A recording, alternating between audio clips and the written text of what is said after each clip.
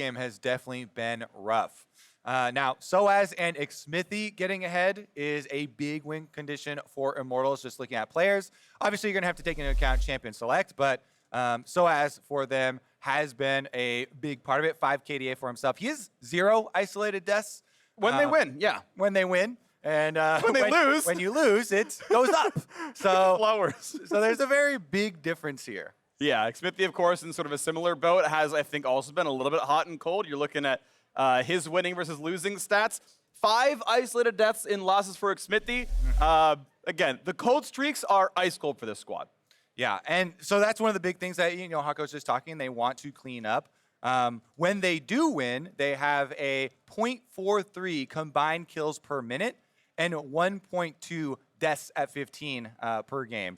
In their losses, they have a higher combined kills per minute, 0.61, and 3.2 deaths at 15. So definitely one of the big differences here that you can see just showing up in stats. Not falling off in the early game, going to be important there. And of course, the Golden Guardians win condition, feel like might be ending the game a little bit early, but they also have really high individual death scores as well. They lead the league, Golden Guardians, leads the league in isolated deaths across the split, 34 total. Basically, their 2 soul laners are both top 5 in this metric. Yep, definitely going to be a big part why we're watching a lot of the 1v1. So are you hyped for some yes. Thunderdome freak? This game is being made or broken in the first 15. There's going to be probably 3 solo kills this game. I'm calling it right now. 3 solo kills first 15 minutes. It does put a lot of emphasis, on the setup of these side waves, right? That's where isolated deaths most frequently occur. Goldenglue has, played like Zoe out there in the side lane, and we see him, get collapsed on by 3 members, or Hauntzer up there pushing on Aatrox, and this similar thing happens. Those are the things that have happened actually to both of these teams. Like we talked about, sOAZ, the big difference between wins and losses for them. So it is going to be a big focus on that. Meanwhile, some of the things to set them up for their wins, though, that have been super positive. Closer is still one of the guys at the top of the league for jungle position that we have had our eyes on. He does a very good job for this team in creating that action. And his placement early on really does determine what their game plan is going to be. Yeah, well, let's see if they can do it here. Closer up against the winningest LCS jungler of all time. Xmithie is tied for 2nd in trophies with Bjergsen.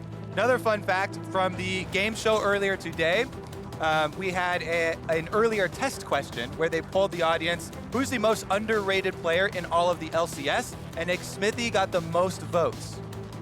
That's incredible to me that you would underrate the guy with the 2nd most wins, but I think people don't call him the 2nd best player of all time, and he's actually can debate for that throne. So I see that actually. As the bans have begun, as a bunch of bot laners are going away. Ornn, yeah, I mean, Sunfire's better on him, and he botted every game anyway, so he did get buffed this patch. That's probably that's a permaban for probably most teams this patch. We don't see Aphelios quite yet. Probably fills in here for IMT, unless they have a plan for attacking it. Yeah, I do think Aphelios is in a more balanced state. I think he's still probably top 3 as far as bottom lane is concerned, but 10-4 did have Nurse for him. They got rid of one of the sniper mark attack resets. The turret dies faster, the ult has less range, and Aphelios is left up. So already, instant lock here, of course. If that's going to be left up, they're going to grab it. People can remember the Golden Guardians game where I believe Goldenglue was on Diana.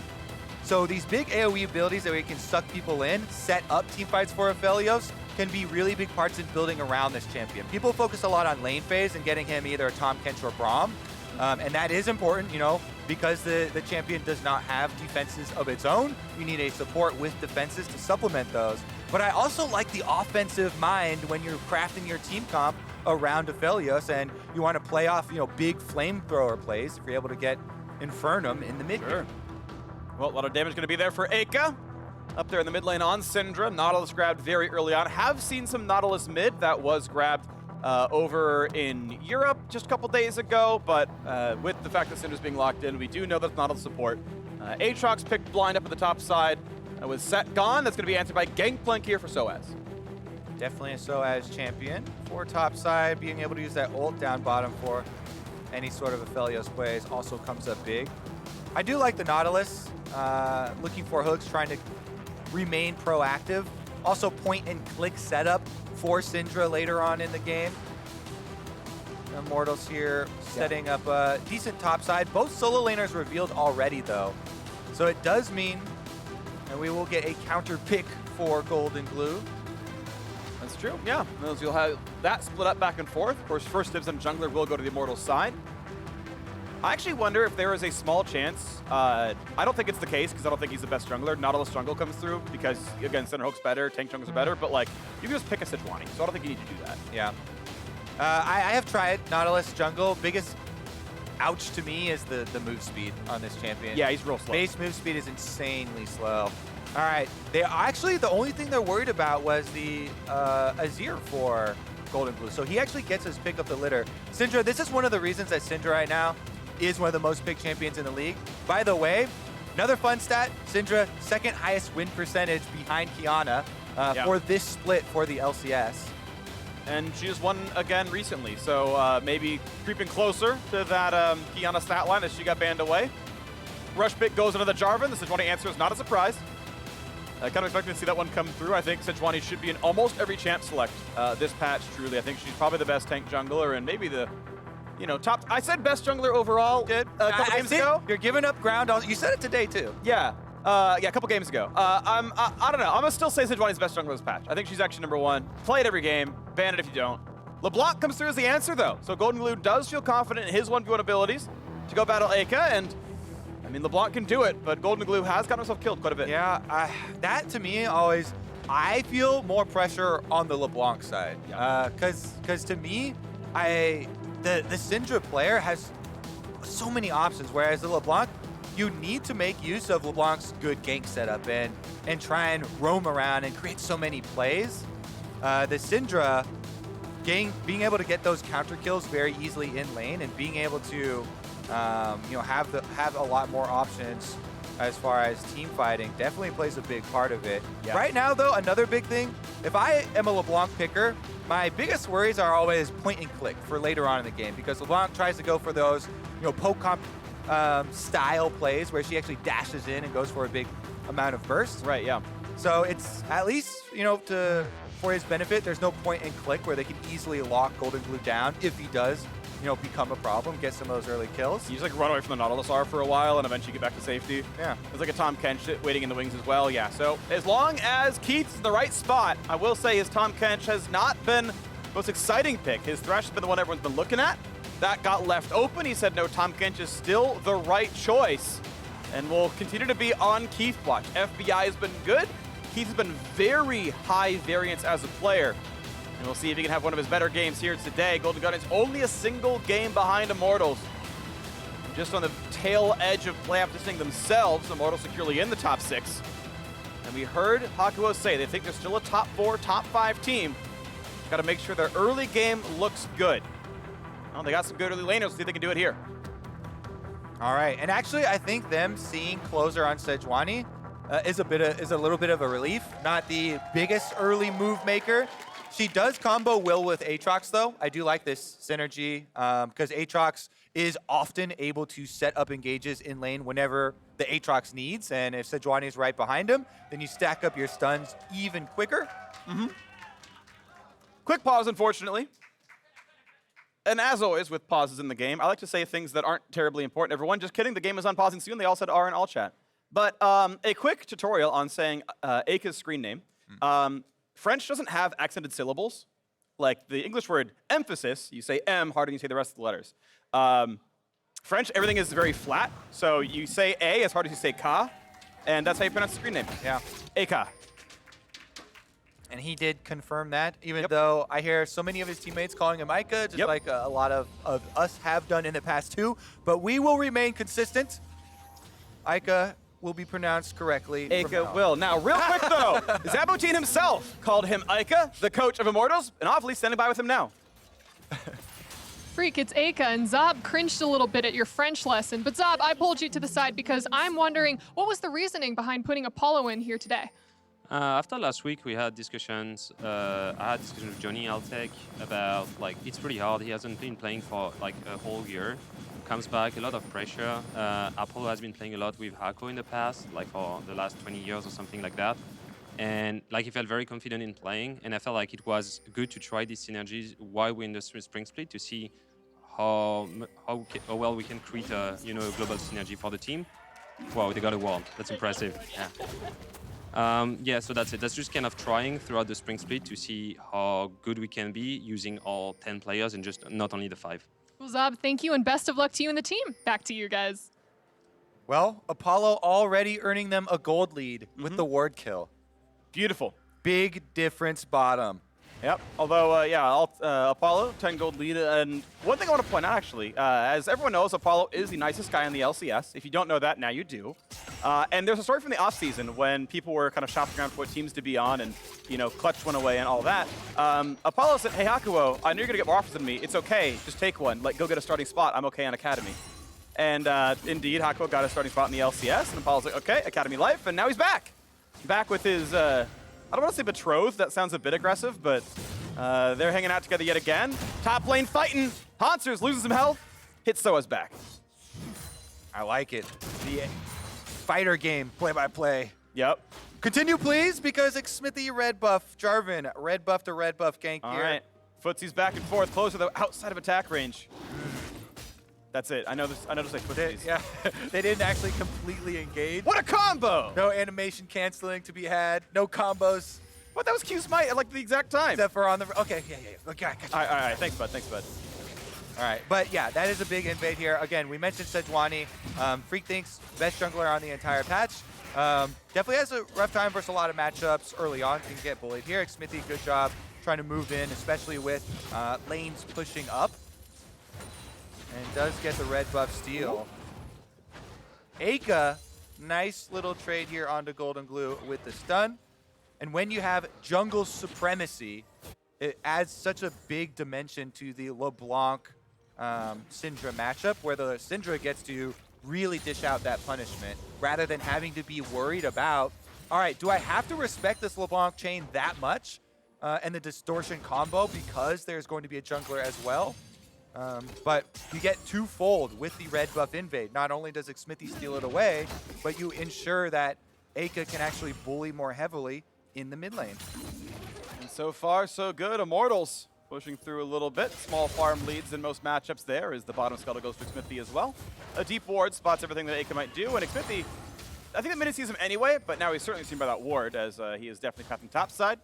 Tries to juke into the brush, but that's a nice trinket ward. They know. All right, interesting. Closer's actually going to wrap around from where Xmithie just came from. But it's going to be too late. Yep. Recall does complete. Grayson Gary, Goldenglue Gilmer of Golden Guardians cannot stop the recall, but is out of mana. He's going to take his own recall back and try to get his mana back. His closer realizes that, wolves weren't taken, was able to kind of track CS, knows where the Jarvan was, and knows he can poach a camp away. Yeah, it all comes from when you point out revealing himself, walking over mid lane, Xmithie there.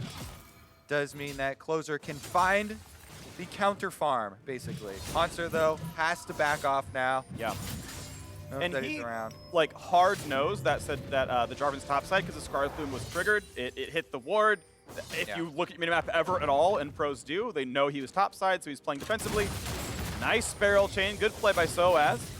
Trade back. Misses every skill shot. Hauntzer can only kind of shepherd the wave in, thinking that Jarvan probably recalled by now. Meanwhile, Goldenglue CSing at his turret. Oh, Q, nice hit. W's gets the slows. That's going to be a stun here as well. The chain's on top. As long as they can track, he's still hit with the root, but the damage isn't quite there. Goldenglue has TP, not Ignite, and Cleanse was there regardless, but a flash down, the health bar gone. Eika going to take an L in this laning phase. Yeah, definitely. It's a flash blown and also a big chunk of damage. One of the things that you need to determine as quickly as possible, especially as a mid laner, when people come in for trades like that on you, if you're going to have to burn your flash anyway, burn it early so you don't also take the damage and are also forced into this recall, because look right now, this minion wave gets pushed in, your summoner spell is still gone either way, but you can't stay there. You lose out on even more. Top side though. A lot of damage though. sOAZ eats the oranges and Xmithie is here, so Hauntzer has to outplay this. Flash for the slow. They can EQ follow whenever. And that's the flash wave for Hauntzer. And they can't get in range yet again. Xmithie EQ'd so early instead of waiting for the flash out. Yeah, the idea there, obviously, when flashing in for the slow is you're trying to get the flash out first, then you follow. But in the end, summoner spells traded. Let's see, so there are points of attack here for both sides in different solo lanes. Hauntzer with no flash top side could be a repeat visit Xmithie does need to get to level 5 first, I think, first before returning, or else he'll fall a little bit further behind in farm. And since Hauntzer now has access to the ultimate, an Aatrox is very capable at fighting you off if you continue to spam ganks if you're too low level at him. Shane's found, jumps back to both hops as Hakuho came to roam into the mid lane and make sure Eika stayed safe. Wave is pushed in, Goldenglue's gonna feel pretty safe, Xmithie even coming by as well, but he will once again walk by a ward. The consistent aggressive trinket ward is definitely pretty useful, as now Keith comes over, 3-on-3 down here, finds the tongue lash, a little bit of a slow, a little bit of a poke, but not too heavy of a trade. All right, big difference is gonna be how they rotate into the river for this Scuttle Crab. I think that Golden Guardians should be able to retain it. No flash, remember, on Eika on the Syndra. So his positioning is so important. Goldenglue's got his eyes on him. Keith feels comfortable, Goldenglue does as well with Tahm Kench nearby. It means they get bottom Scuttle. No real contest unless MF does something really incredible, and that doesn't happen. Scarsloom spots the movements, Hakuho's back into the bottom lane, and Jarvan's just taking wolves. That means they feel safe with where everyone is, with mid lane under control. That Mountain Drake can go over. Golden Guardians feeling pretty comfortable in the early game. Tied in gold overall, pretty equal in summoners overall, and Mountain Drake on their credit. Yep, another recall here for Syndra. Another trip back to base. They give up the objective and let another wave push towards the turret here. Look at that cannon denied. sOAZ! It's a big win up in the top lane there. That's like a third of a kill. I want one. Oh, that's damage. Goldenglue's at 100 HP. Needs to get away. Oh, that is a little unlucky. Ult's the wrong part. Very deceptive. That, if that was slightly better coordinated, I think that is a kill. Yeah, try and get the slow. Get maybe another Q in there. Yep. He's flashless. The W can come up eventually, but you might just find the next skill shot. End of the day, it's sOAZ ulti down, no damage dealt. It does even up the summoner spells there, where Eika had been forced into several recalls pretty early on due to having no flash. See if that will actually turn it around for himself. Still has the cleanse ready for a Sejuani ultimate, as Closer and Xmithie are both fairly close to that level 6 point, trying to get a little bit more access to the CC. Right now, Golden Guardians pushing slightly in the bottom side. Small farm lead, but some of it yet to be grabbed as Hauntzer takes some looks up the top side. sOAZ getting counterpick on this one. The Gangplank looking very good into this Aatrox so far. Yeah, and a lot of it is how he's playing it, right? He was able to get a very good early recall for the Sheen. That puts so much more effect on this harassment when he gets for these grass procs Qs onto Hauntzer. And look at Xmithie with the gank path, right? Expects the control ward in the river. Ooh, I don't know if he was in vision or not. That was close. It is a little early. So here's a general rule for vision. Well, maybe I'll wait for the gank to go. If you're moving up, you don't, if they have minions at the line of basically the next brush. Okay, there comes the dunk right over the top. Hauntzer, I believe E is down, can try to lifesteal, can try to slam, and he buys some space. Closer's here. The Rift Herald's giving moral support, and that's the ult over the top. That's gonna be the kill. First blood comes through, and Golden Guardians grab the double. Exactly what we mentioned 3 minutes ago, Freak. Aatrox with the ultimate can sustain through those 2v2s, and he does it through a 2v1. Survives the sneaky gank from Xmithie, heals enough, and then is able to get out to his jungler. Closer had started up the objective, able to get the easy kill for himself. What a good play from Hauntzer. It's kind of sad for him that he doesn't actually get the last hit after doing so much here, but look at this. Xmithie goes in. He did get the knock-up from the flag and drag. That ult is actually really troll. Yeah. It forces us to flash in. Yep. Flash into the Aatrox, who then gets the third Q sweet spot on both members inside the ultimate. Yeah. Xmithie, if he waits like half a second to ult there, it lets the Gangplank into that pit. Because the Aatrox is still knocked up and flashes. You've got time to wait on Cataclysm. That sucks to see a little bit for Immortals fans, and probably for sOAZ a bit there as well. But now there's more fighting the top side. Hauntzer's still got 350 gold off the 2 assists. Still gets more than a kill's worth of gold overall. Plus, pretty comfortable here. Plus objective picked up, right? Rift Herald definitely will be real money. It's pretty much guaranteed now. Whereas before, sometimes enemy teams could force you off, you're not in range or something like that. Now it will be in the hands of Closer, unleashed at his pleasure. He could use it in topside and try and give some more back to Hauntzer. Yeah. But honestly, I'd rather have it mid lane. Mid lane is so important here with this matchup and trying to get some more territory for them to work with. Yeah, speaking of, they're battling back and forth right now. Do you want to give credit to FBI and Keith? They got a turret plate up in the bot lane by themselves. That knock-it means a lot more. sOAZ, there should be a tower dive, but he's running out of health. Hauntzer really giving it back now. Has the wave in a very good spot too, and sOAZ no teleport. So Hauntzer would just hold this wave, let it deny some more minions in front of his turret, and take back a lot of that gold. Xmithie's first gank was good. He burned the flash. He kind of set up for the second one. But top difference, Hauntzer outplaying the 1v2. Closer was there to follow up afterwards. Bot difference also. It's a 7 CS lead and a plate. This is a very good early game for Golden Guardians. Yeah, I especially like that, you know, the best defense in a lot of these scenarios when you have access to an ult like that, which gives you the healing, is to just try and fight your way out, try and heal up enough to buy that time.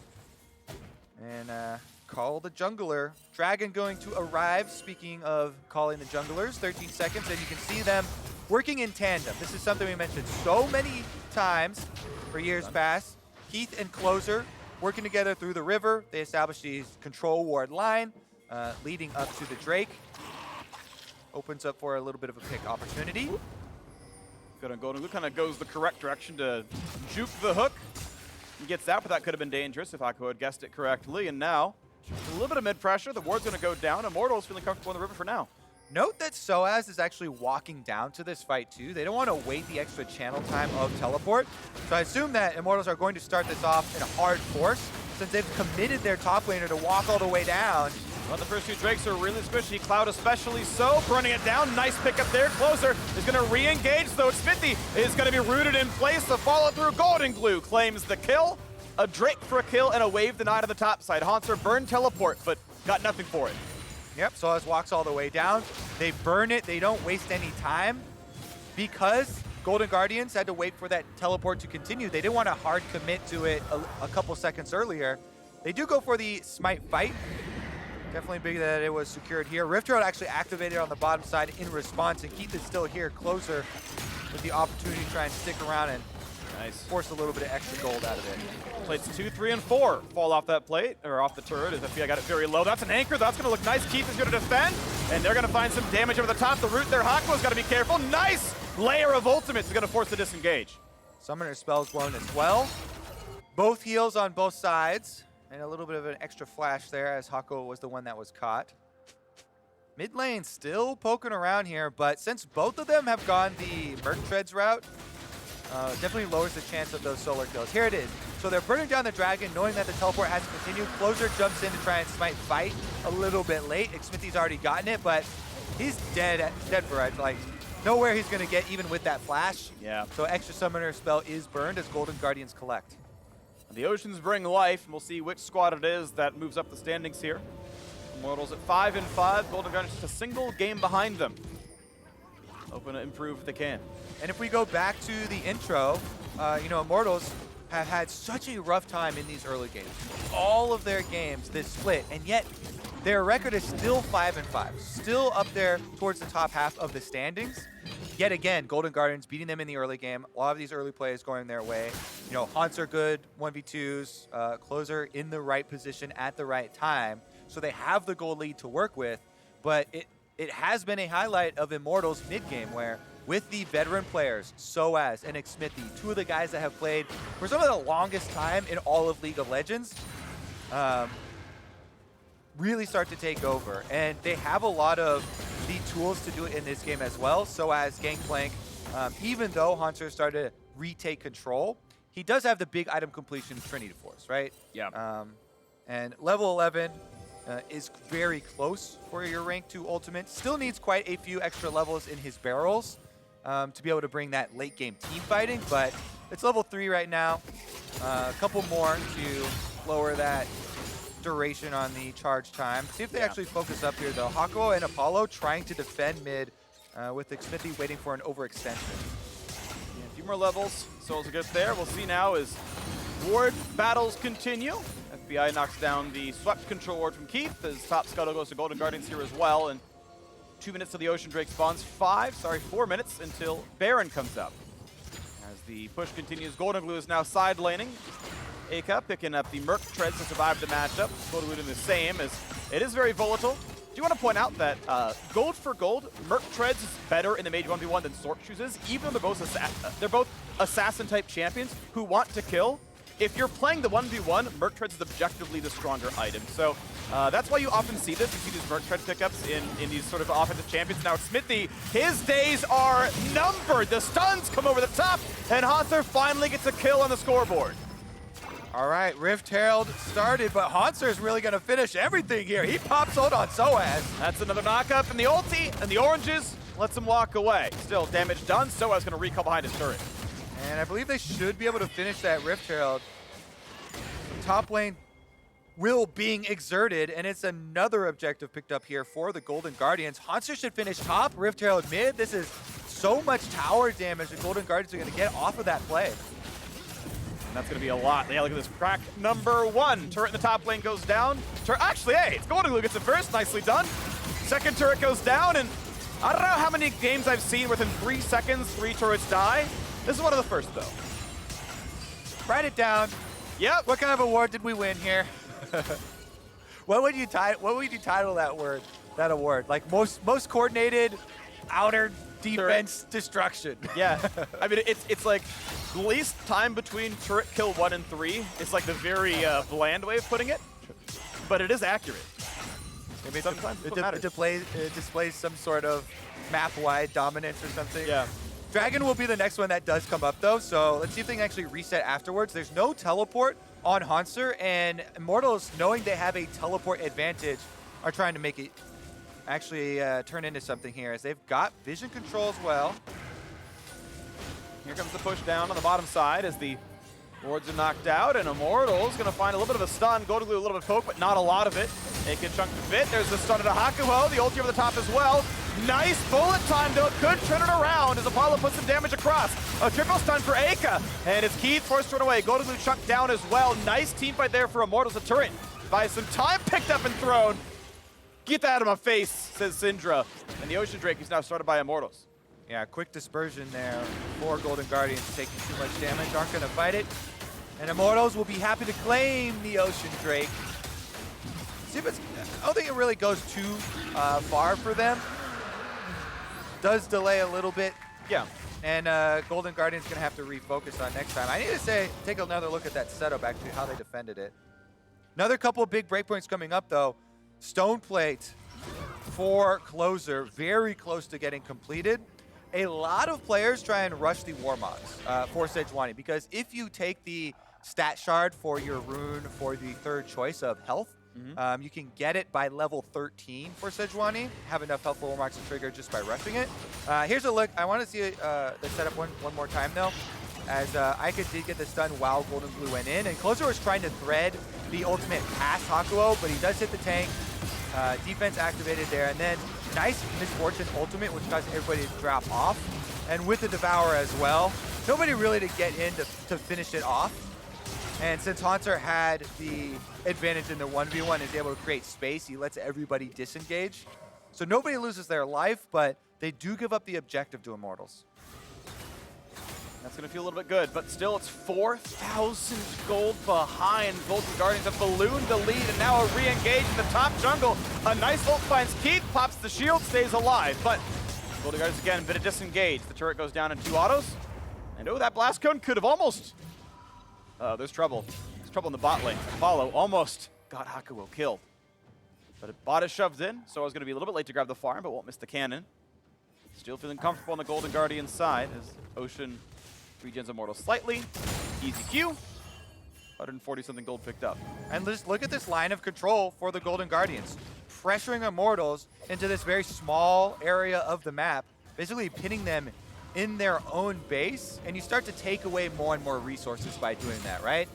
Half of a side wave gets lost to turret damage while you're transitioning, pushing on the other side. A couple of camps get stolen here or there, and it basically just increases the income for Golden Guardians by kind of strangling out Immortals and taking away so much of the territory from them. Well, it's the ward fight going back as Immortals tries to get rid of the wards inside of their jungle and put a few down as well to spot out the Baron plays. There aren't any just yet, so Immortals can feel comfortable. They LCS are losing grasp on this game as the Blue's going to go over without much issue. There's the W. Goldenblue's going to feel comfortable there. Pretty similar farm in the mid lane as they push forward and continue their item builds. Scuttle goes down. Keith's going to knock down a control ward, and so far so good of the Tahm Kench. A lot of the players on Golden Guardians said that, you know, not all the deaths were his fault. It was coordination issues where we said go. He's in front. We said go back. He's too late. He's Tahm Kench. He's dead. So far, deathless game for Keith. And also, everyone on Golden Guardian. Very true. 0 kills so far for Immortals. They can definitely change that number if they're able to make use of their good AoE, right? If you go over the possibilities here for Immortals, we mentioned sOAZ earlier, but he brings a lot of the AoE damage. If you can get Jarvan ultimate with Misfortune, that's a classic combo, almost as classic as the one with Rumble. And then both their solo laners as well layer so much AoE. So even though they're pinned into these small areas, if they can make use of that AoE within the jungle corridors that the Golden Guardians are transitioning through, then they can definitely turn around. You win one of these team fights, all of a sudden, that's a possible Baron play. So you can definitely win from behind right now. Ooh. Get away. He's fine. One of the biggest strengths there of LeBlanc. Yeah, why instant cast return. Yeah, why we talk about you always want some sort of point and click that's like an instant lockdown. Whoop. Back she goes. Ball turtle coming up on the State from Analyst desk. Stay tuned for that one. Little sad loss for FlyQuest, but it was to Cloud9. You can't blame him. Every other team has done that already. Turtle is our all-time CS leader for the LCS. Great. Do you know, and this is the same player, who is the all-time assist leader and all-time death leader? Aftermoon. of the LCS. You do know, okay. I didn't know, but I guessed and I was right. Oh, I thought, hey, you answered so quickly. I was like, oh. Yeah, I'm like, had it who's the prepared. support who's been on good and bad teams and played since the beginning? Well done. The well Aftermoon. done. All right, Hauntzer gets a flank. What? Oh, that knockup actually cancels the anchor push, but he's just far enough away to get away from the chains. Still feeling comfortable. Golden Guardians slightly growing the lead, slightly more than 5,000 gold up now as next Ocean Drake has spawned. It's theirs by right. Stun's gonna land. That's the go button. Apollo goes down. FBI open up. Xmithie forced to back off now as well. Close Oh no. here. Hauntzer gets a little bit too far forward. He's gonna stay alive though. Closer with the sliding Sejuani ultimates. One of the few times you get to have real fun with this champion. Just barely gets Apollo, by the way. Critical target there. Very nice selection and earns them that Ocean Drake you were talking about. Now, this is why we kind of talked about it. It didn't really move the needle last time because they're split two Drakes apiece now, so it's not really building towards this imminent soul. More of this is going to be on you get some slight regeneration for your team for the Baron fight, because the Baron fight and the possible setup where you actually have to control the vision, then bait them over, little bit of regeneration in those situations can go a long way, especially since the Sejuani did not go the Warmogs path. This is going to be one of the things I highlight with the difference of these two builds. Stoneplate gives you this big activation within the team fight that buys you a lot of time. But one of the reasons so many people rush the Warmogs is for those times where you get to back off from the team fight, you get to back off from starting Baron, and Sejuani is one of the champions that actually can hit the health threshold by level 13 with your stat shards for it and get your regeneration passive. So correct me if I'm wrong, Kobe. Did Jarvan's used to go Warrior enchant last patch? I feel like I saw a lot of them. So there's always been both floating around, right? Yeah. Generally, you'll go the Electrocute Warrior Jarvan if you want to burst. Conqueror for tank Jarvan. Conqueror has really taken over priority, I feel like, for the last couple months, maybe. Yeah. It's been really common. But either way, it is Cinderhulk here. Keep in mind, 10.4 does have Cinderhulk buffs. Doesn't really surprise me to see Jarvan go that way on the build. Yeah. It's definitely, people just want him for the group up for the initiation. Do you remember solo lane lethality, Jarvan? Yes. Because I know Apollo does. Yeah, that was Ray against him. Yeah, he was on the receiving end. Woo! It was rough. It was QR one shot. Xmithie QE's in, goes to the R. Ulti's gonna be on 2 targets, but gets interrupted partway through. Re-engage for Hauntzer, gets some decent damage across. Ulti, that's decent damage in from FBI, but no one is dead. Goldenglue with the Banshee's Veil has more than 100 Magicus now. Displaying the Void Staff on Eika, as now mid lane is yet again attacked, and that is another chunk onto Xmithie. That is a turret going down. That is Golden Guardians, who have only lost Drakes this game. They have given nothing else to Immortals. See what they can take after this secondary turret, because there's only a few wards left to sweep, and they do have sweeper on Keith. Goldenglue running interference here in the jungle, trying to keep them respectful with the extra vision that he's got and the mobility on LeBlanc. You just delay them till the Baron is gone, and it's getting burned down now. It is running lower and lower in health, but 4,000 is enough to play around if they can get some vision over the wall. Right now it's not happening, but Hauntzer is being pushed away. The barrel's gonna land. He's gonna have to regen back up, 200 HP left, and thankfully the ocean map spawns more oranges, and it's like a soccer game, 6 years old. Just pots them in after, feel all better.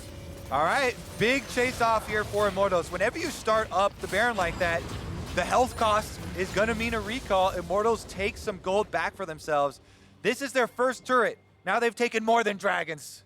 The PvP objective has been claimed for Immortals. That's gonna be a nice one to feel, but it's still a long way to go. It's 6,000, the gold deficit. Golden Guardians have grown the goldie, but not really pushed in too terribly far.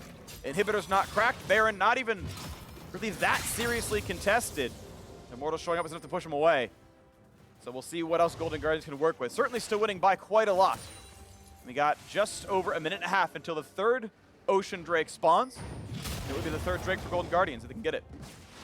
And I like to see them try and more heavily pressure around this Baron once again. You can see them trying to return to the scene here and clear out so many of these wards.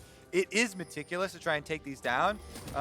They do have to worry a little bit about the extra scaling. Gangplank here, sOAZ is almost level 16. Trying to catch up to Hauntzer, and he's starting to fight back. It's that barrel again. That's actually a lot of them picked up in a row. Now here comes Tom Getch over the top as Hauntzer heals back up, and the fight begins now.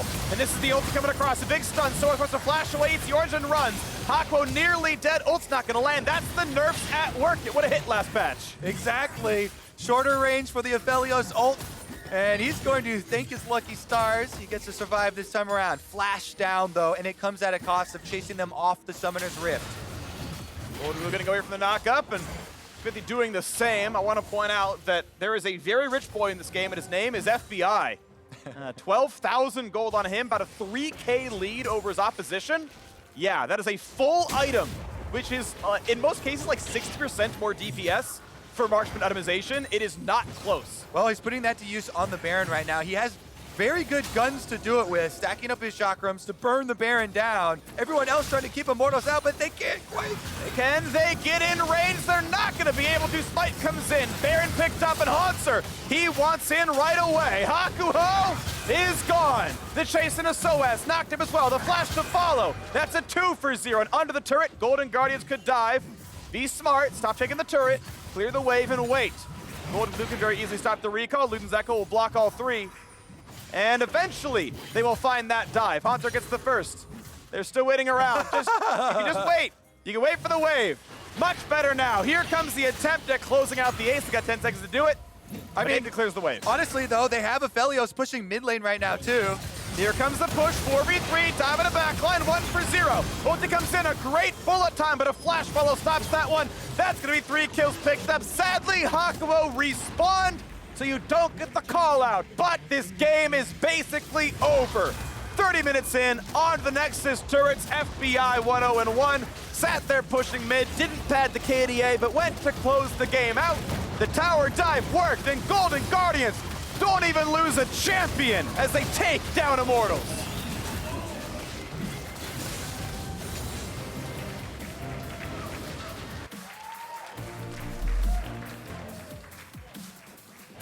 Started with the top lane fight. Hauntzer survives the 1v2 and Closer cleans it up. True to the name.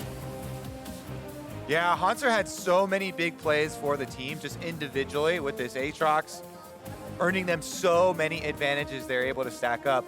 Credit to the entire team as a whole for the way that they play the Baron. Yep. Everybody trying to buy time for FBI on the Aphelios to finish it off. Closer can tank it pretty much indefinitely on the Sejuani, and they just need time for all the chakrams to Continue spinning as Yep. they cut down the purple worm. Apollo's supposed to help clear up the landing phase for the Immortals.